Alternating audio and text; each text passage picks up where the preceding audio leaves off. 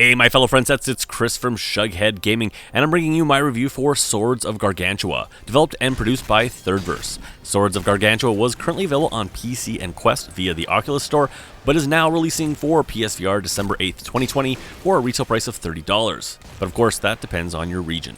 Sword of Gargantua is a rogue-lite arena hack-and-slash game that features realistic sword combat with magical elements to create a dungeon crawler made specifically for VR. With Until You Fall and The Swordsman both releasing on PSVR to much fanfare, it would seem the community loves their VR sword fighters. Stick with me while I tear this down and see if it deserves your attention. As always guys, if you like this video, please hit that like button. It not only helps out my channel, but VR gaming as a whole. And if you'd like to see more PSVR content from me, please consider subscribing guys. It really helps the channel. And for video updates, make sure you hit that bell icon. It's that time again, let's talk graphics. When Swords of Gargantua released on PC VR a year and a half ago, it was a game that visually underwhelmed. Levels were a collection of small and uninteresting arenas with a minimalistic art and effects style that was often bland and uninspired. Enemy NPCs were nicely designed, but lacked much in the way of variety. Enemy animations were nicely done, and done with a nice sense of weight, but were marred slightly by instances where their feet almost seemed to sink into the ground.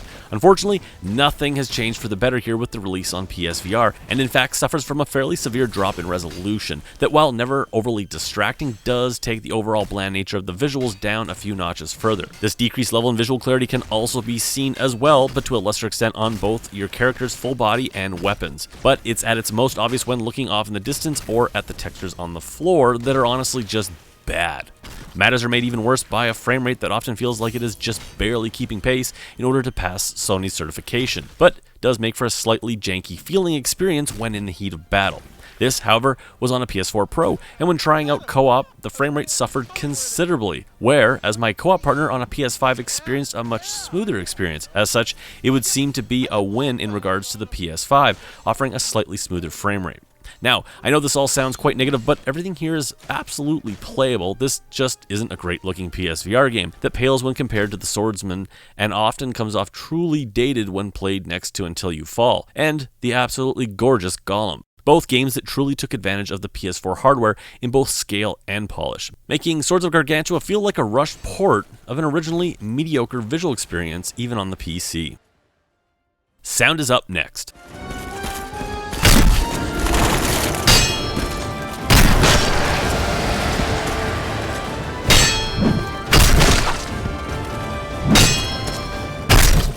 Sword of Gargantua wants to be an epic sword fighting experience, and while I can't say I necessarily felt that way about my time with the game, the score here certainly tries to convince you of that. Going a drastically different route than Until You Fall's neon-soaked synth soundtrack, Swords of Gargantua focuses on the quiet and nuanced moments that then lead into large symphonic blasts, nicely accentuating action beats. In doing so, Sword of Gargantua does a nice job of using dynamics to elevate the whole experience. Unfortunately, this is held back slightly by the same issues 90s sci-fi shows had, in that the orchestral music often sounds performed on a keyboard and computer rather than using a full orchestra, and at times sounding like it. The resulting effect was music that felt a little low budget, often leaving me feeling like I wish the studio had gone smaller in order to maintain that quality. And while the music here in Swords of Gargantua still serves the game well, it does suffer a similar aftertaste of cheapness and certainly won't make your Spotify playlist. However, on the combat side of things, the game delivers with impact sounds of bodies and weapons, feeling appropriately heavy, loud, and powerful, making every swing of my weapon quite satisfying. I can't say there was a lot of variety or depth to the sounds of combat, but nonetheless, it was effective, offering the feedback I needed to feel like a hulking badass. Outside of this, the sound mix is pretty minimalistic, as there really isn't much in the way of NPC trash talk or environment sounds. On a more positive note though, game chat worked great when in co-op mode, and when battling the hordes with my buddy in tow, there really wasn't much we could hear beyond our own laughter and calls for help. And that brings us to gameplay. Swords of Gargantua finds itself in an interesting position, hitting the PSVR on the heels of two other slashers, the aforementioned Swordsman VR and Until You Fall. Combining qualities from both titles, it is a much more complex and difficult title than Swordsman, while sharing its gear system and general approach to combat, opting to attempt a more realistic sparring experience, but then at the same time implementing the same roguelite progression system as Until You Fall. The end result on paper sounds awesome to me, as I thought Swordsman VR lacked depth, while I found Until You Fall's almost arcade turn-based approach to combat lacked a little bit in the freedom that I was seeking. Unfortunately, Swords of Gargantua often underdelivers on these ideas and suffers greatly from some utterly bad controls.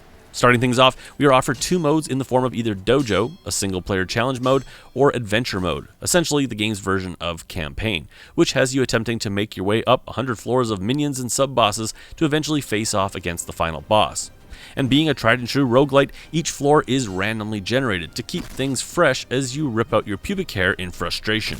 Unfortunately, there are only a handful of enemy types and even less variation in the arenas, so really it's just enemy layout and attack patterns that change up, meaning things get old fast. A matter made worse by the fact that after level 20, you have literally seen everything the game has to offer other than the odd sub-boss and an increase in enemy count as well as their power levels. Levels rarely last more than a few moments, at which point you are given the ability to change up your loadout. Once geared up, you will be greeted with a selection of color-coded portals, some of which will offer the ability to skip floors, but debuff you, while others may offer a random buff. Other gates include a straight-ahead advancement with zero effect changes, and finally a store to purchase additional items with the currency you earn by slaying enemies, a currency that does stay with you upon your unavoidable death, so that you can purchase additional unlocked weapons and buffs at your home base, all of which can be picked up or awarded one way or another when working through the campaign. In addition, it would appear you can choose to craft higher leveled weapons back at home base, but unless I'm a complete idiot, and that's entirely possible, this seems to be broken at the moment. So, in a nutshell, the game loop is what you would expect. Get better weapons, level those up, buff up your character, and try again. So, if you aren't a fan of this style of game, this certainly will not win you over. And for those who this does appeal to, myself included, well, this can be a very frustrating game, and for not the reasons you would hope. The primary issue here lies almost solely at the feet of the PSVR Move controllers and the original design of the game's combat system. The core combat system gives you 4 inventory slots from which you can load up and grab from, 2 on your waist and another 2 on your back. This can be a mishmash of melee weapons, potions, and even the odd ranged weapon, like the hilariously hard to use boomerang blade. Movement and attacks are basically a free-for-all with you attempting to lock on and manage multiple enemies, many of which will attack simultaneously from both close quarters and at range. Enemies certainly are not smart, but they can be relentless and powerful. Movement abilities at your disposal consist of the ability to run backwards, forwards, turn, strafe, and maybe the most useful tactic in the game, a dodge mechanic that is activated by pushing the left move button